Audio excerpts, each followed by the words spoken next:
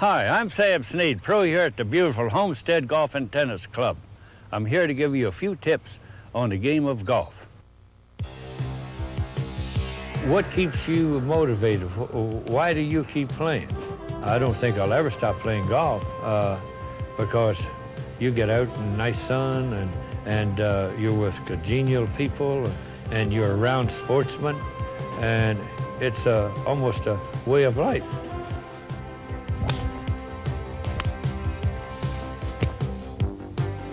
Sam Snead, golf legend, sportsman, and one of the truly unique personalities in all of American sports, continues to pursue the game of golf with the same zest and enthusiasm he did in his youth. Oh, look at this. It skipped out of the water right up by the hole. That looked like a Bobby Jones shot at Interlaken back when he made his Grand Slam.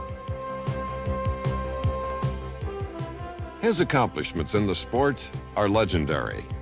Sam won his first professional tournament in the 1930s, then went on to become the Pro Tour's leading money winner 3 times, and capture the Masters, the British Open, and the PGA Championships.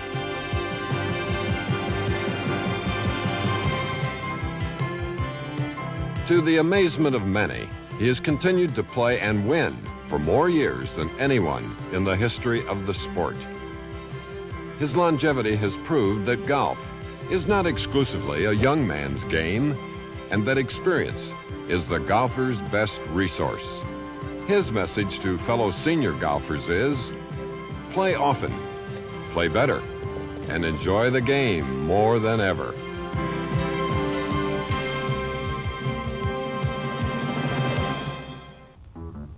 Golf is a game that you can play from 5 years of age until you're 105. It's about one of the few sports that you can play at any age. And there's always somebody that plays just like you play. Sam Snead's golf tips for seniors aren't intended to totally change a golfer's style of play, but more to adjust and tune up his game so he can stay active, continue to play, and enjoy the great game of golf.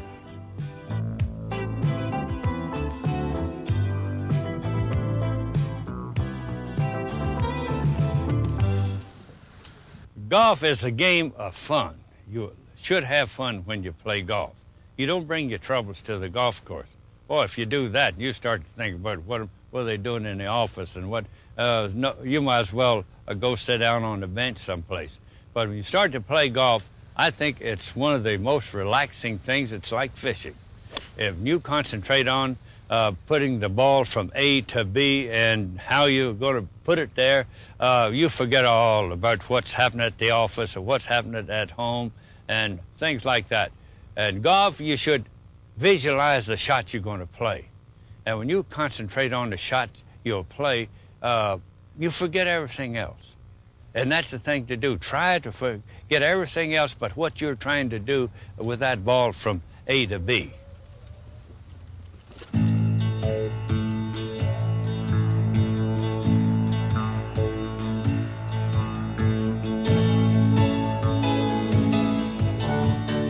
This is the classic Sam Snead swing. It has remained fundamentally unchanged for more than 50 years and is today just as smooth and fluid as it was in the 1930s and 40s. Like any classic, its true beauty lies in its simplicity. It's done all in one piece with a rhythm and on balance. It produces effortless power and consistency like no other swing in golf. I try to make everything come in together. Therefore, well, you get your weight behind it, not in front of it. And you don't hit at it, you hit through it. When your club starts to decelerate at the ball, well, then you start losing distance. But if a person say, well, I'm going to pour it right to it, make it go at least a foot through the ball, hit through it, then you get your maximum power, and the results are a whole lot better.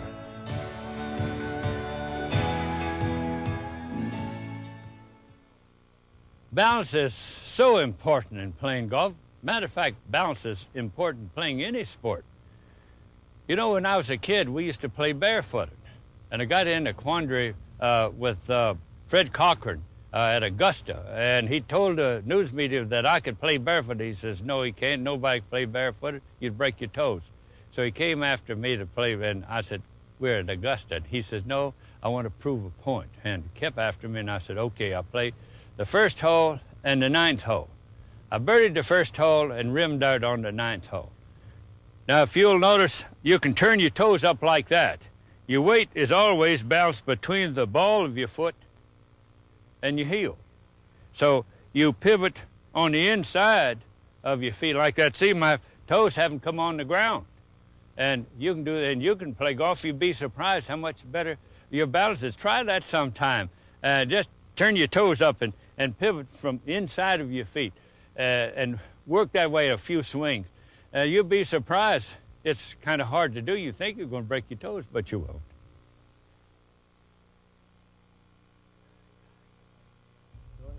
Now in your takeaway, I see players, they'll walk up to the ball and they'll set the club.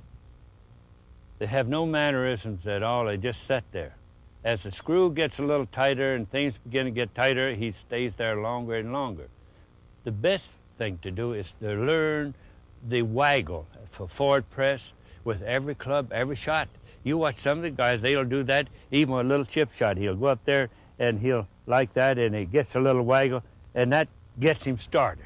Now with a long shot, you walk up, you set the club to the ball, you look down for your alignment, the left foot goes in position, right foot, and you'll watch, they'll get that little waggle, that forward press, and then they go.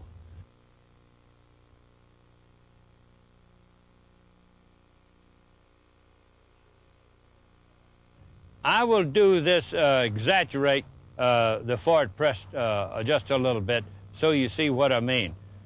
After setting the club to the ball and then placing my left foot in position for my intended alignment, now the waggle starts.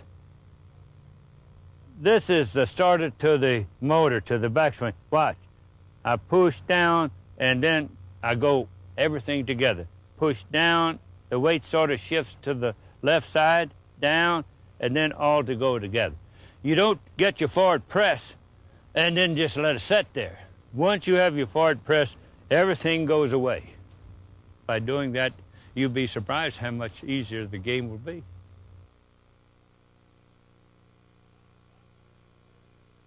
A golf swing should be rhythm.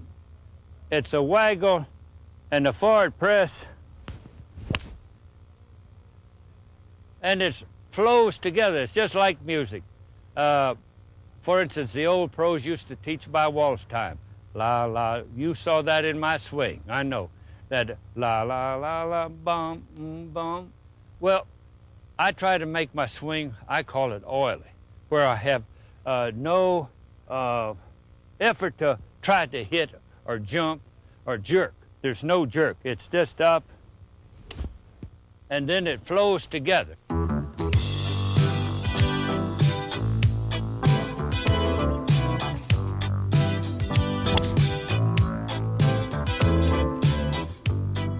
You know, there's no secret in driving. Driving is second most important part to your golf game.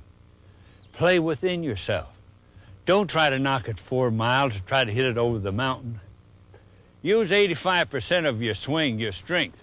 You'll find out that you maneuver the ball left to right or right to left with no problem. But if you hit the ball as hard as you can every time, then you're in for trouble. Play within yourself.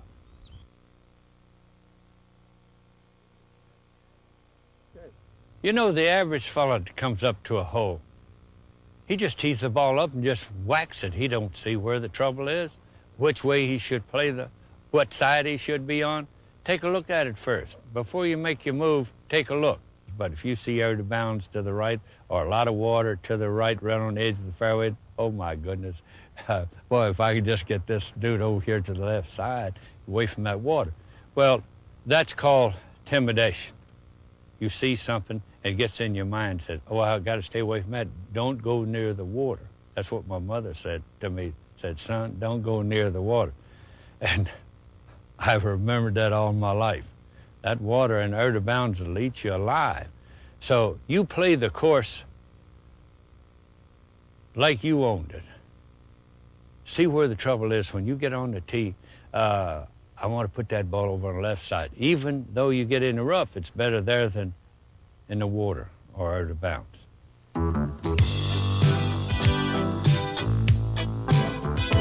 Now we're getting to the second shot, which is very important. Now you've hit your drive down the middle. Now the selection is very, very important to your second shot. The average senior will not take actually all of the amateurs that I've played with, they don't take enough of club. They think they're going to hit their Sunday punch. But how many Sunday punches do you hit? Very few. Now, for instance, if we're having a windy day today, and I have a 5-iron shot, but I have to hit it real hard, I don't take the 5-iron. I go to a 4-iron. Now, I can swing a 4-iron with a little smoother action. I don't have to jump at it or strain or anything. And the results are a whole lot better. I'm there. But if you hit a shot that you have to hit real hard, and, well, the wind catches it, it balloons up, and chances are it never gets to the green or to your target. So take a little bit more club and swing a little smoother. You find out your score will start dropping.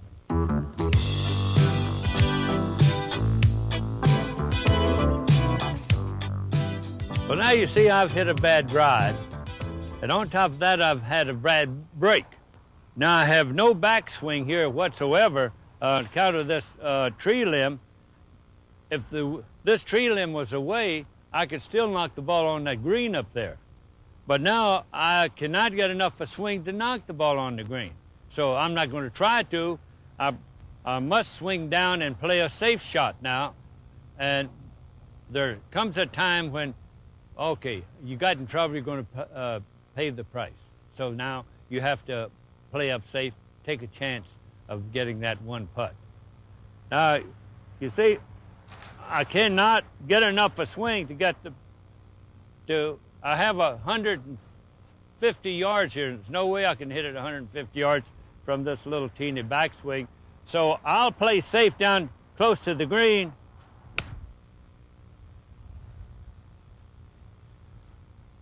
I'll take a chance now, pitch it on, and try to make one putt, get to the par, and go on.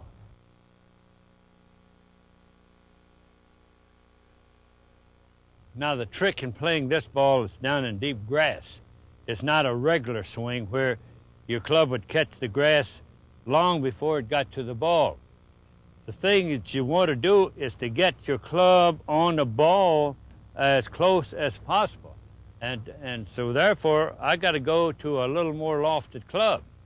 I'm expecting this ball to fly. In other words, it should go a little bit further than normal. So then you have to allow for, if it's going to fly, okay, but one thing you don't want to do is to take a club that you think you're going to play off the fairway. You won't get it out very well. So now I must pick the club up and come straight down on, almost straight down on the ball to get the club to the ball to make it pop up.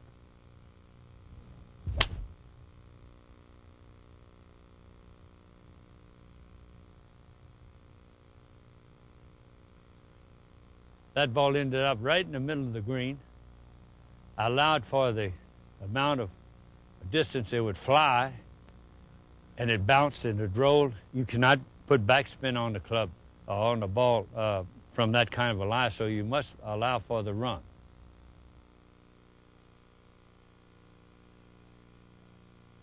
Now, playing this shot, you must use enough club, but it's preferably one that's a little bit more loft on it.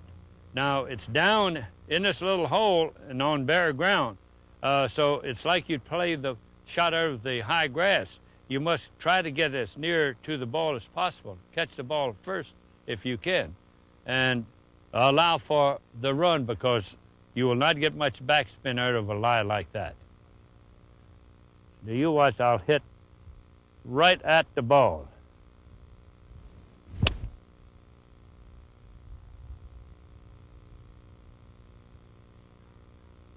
Now you see the amount of earth I took on the follow through, because I had to hit straight down on the ball and force it up rather than try to pick it up.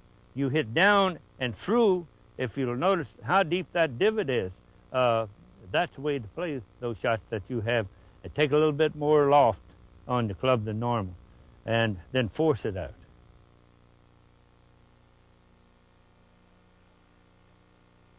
Now I have a difficult shot to play. Even though I'm in the fairway, my feet are above the ball, and it's on a down slope, running away from me.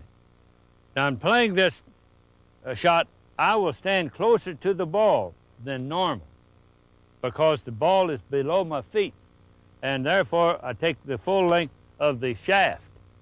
Now I'm playing this ball back just a little past the center of my feet. So I must go down with the contour of the ground. My swing will follow down the contour of the ground, striking the ball first. Now, if I were to play the ball forward and play from back here, chances are I would hit behind it way here. So you have to alter your stance a little bit and put the ball back toward the right foot here and strike the ball on the downswing, and above all, keep that head still, right over the ball.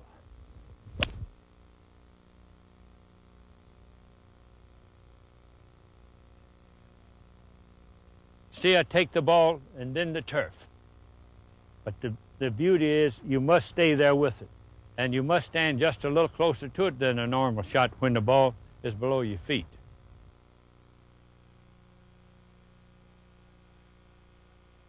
Now this type of shot when the ball is above your feet is a little bit different than the one that's below your feet and on the downslope. Now I have a fairly flat stance, but the ball is still above my feet. So I will reach for the ball a little bit further. Also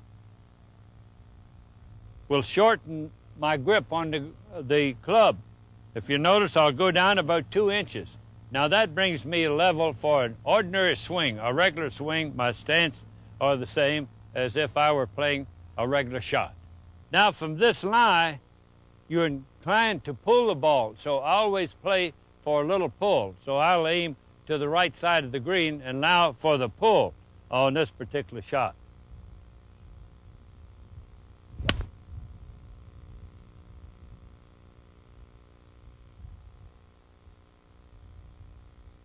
There it comes.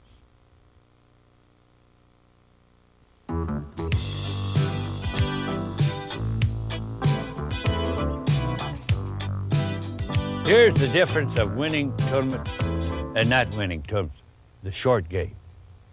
You should practice. Most people will not practice. Oh, what you used to practice, that little silly chip shot. But 9 out of 10 don't know how to play a short shot. But learn, practice a little bit. You'd be surprised how many shots you can save on a round of golf by getting the ball up and down in one putt. I had a boss one time that, gee, he could get to the green in 2 and they'd run off with 6.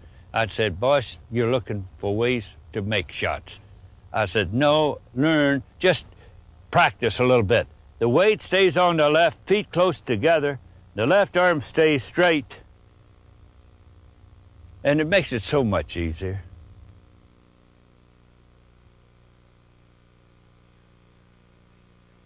Here's where you save shots. This is very, very important.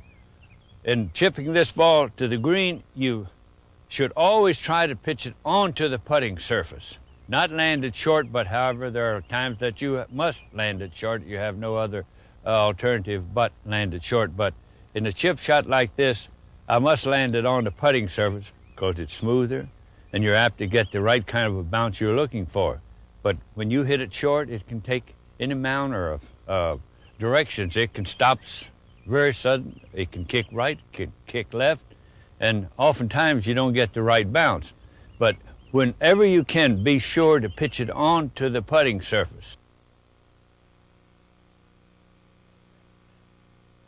Even the best of the players find themselves off the green in a situation of this kind.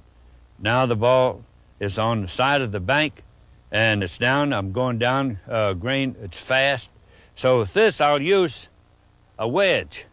I don't try to have a follow through, but it's down, and you just bump the ball and let it run. It's coming out of here running pretty fast. Now, my weight is on my left foot, and so the ball is played back off of my right foot in this manner because the slope of the ground. You don't have much of a backswing, but it's just sort of a chopping motion. You just chop it out and let it run. It'll run and run and run and run.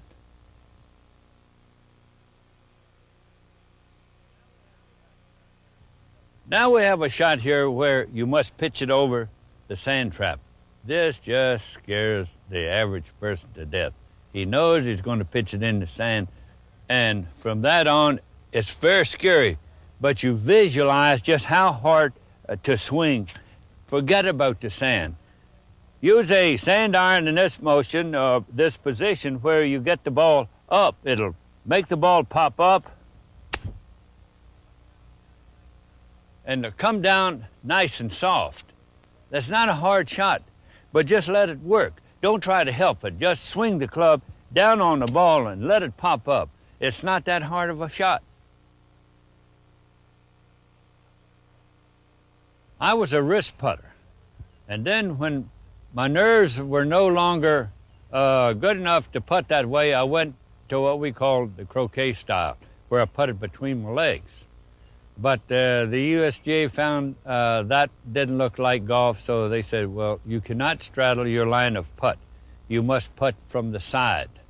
But the rules say you must strike the ball with the head of the club, not how you grip or how you stand. But they changed that rule where on the putting surface, you cannot straddle your line of putt. They went from croquet style, then we moved over to side saddle in that matter.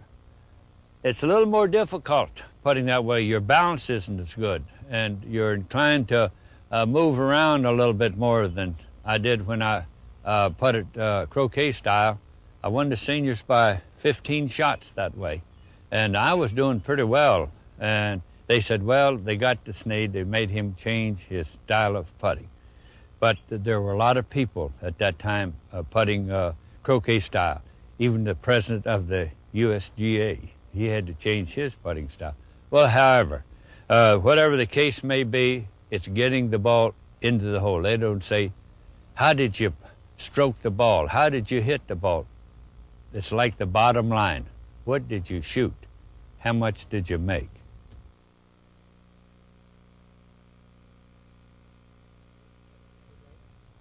A good tip to improve your stroke is with a yardstick. Put a yardstick in your bedroom and have an old putter around. And practice your stroke on the yardstick where you come straight back the yardstick and follow the yardstick.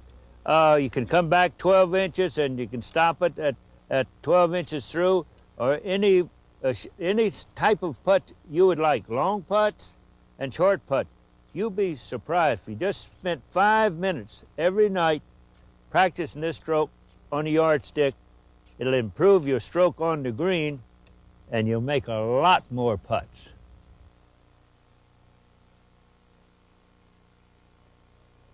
Speed in putting is the most important part of putting, is the speed in which you hit the ball. You can miss-hit a putt sometimes, but if you have the right speed, it'll go in. But if it's too hard or too easy, you push or pull, no, it doesn't go in very often. So actually, when you line a putt up, make sure that you have read the green properly. A lot of times, if you get around between the ball and the hole, you can see all those little undulations that you don't see when you look from the ball to the hole.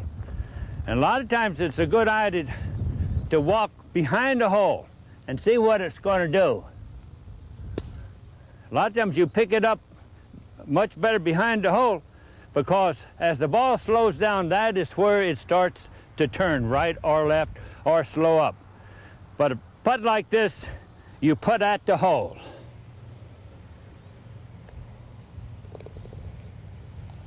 Above all, stay still while you putt. Just try to be mobilized right there, and all the things that work or your arms and your hands attached to your arms with a putter.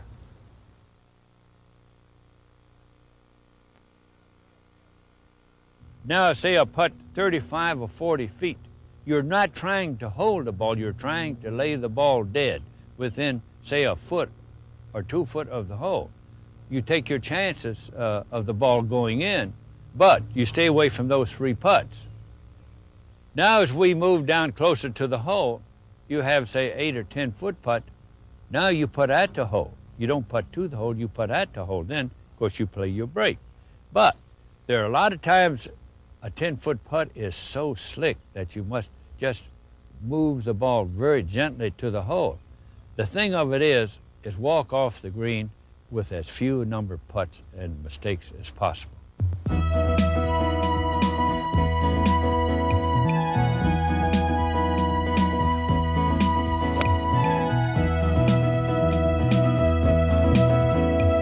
That's nice and high. That'll come down, stop like a butterfly with sore feet.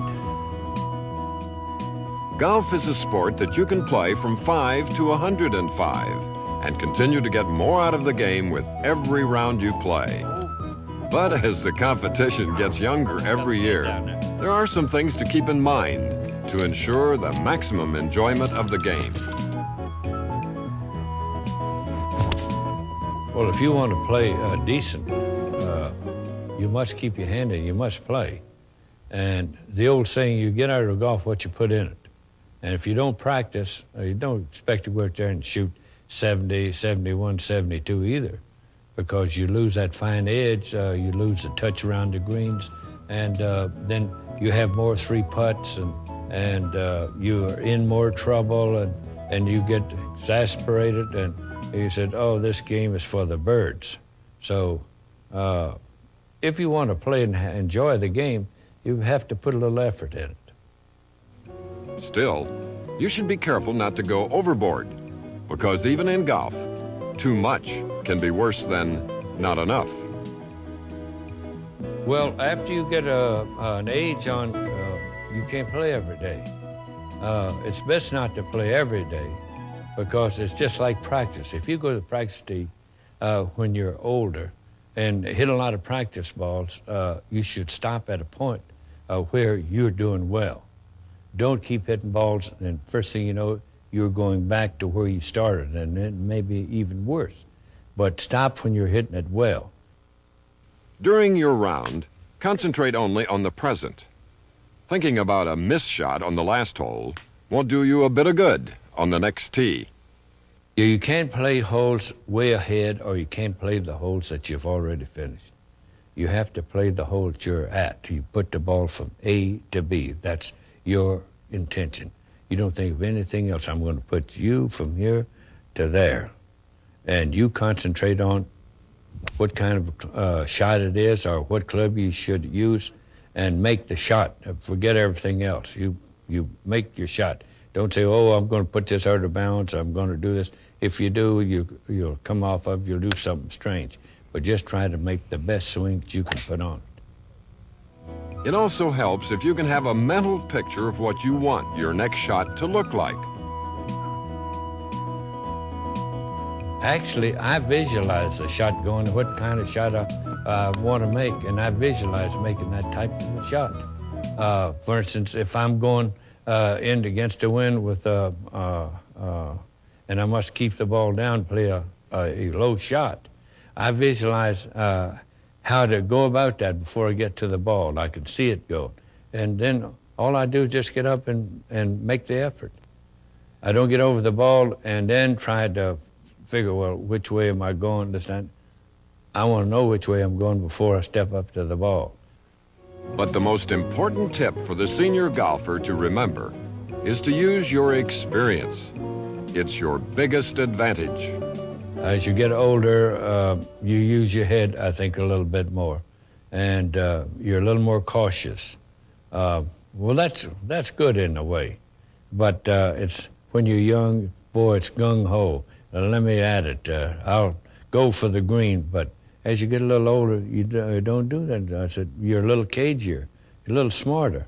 Well, I think that is what helps the seniors to hold up. To really enjoy the game, you should be in good physical condition. But for golf, the type of exercise you need is pretty simple.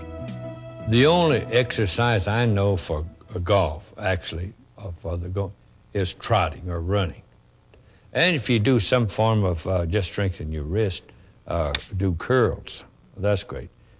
Push-ups are bad, because then all you do, you strengthen your back muscles.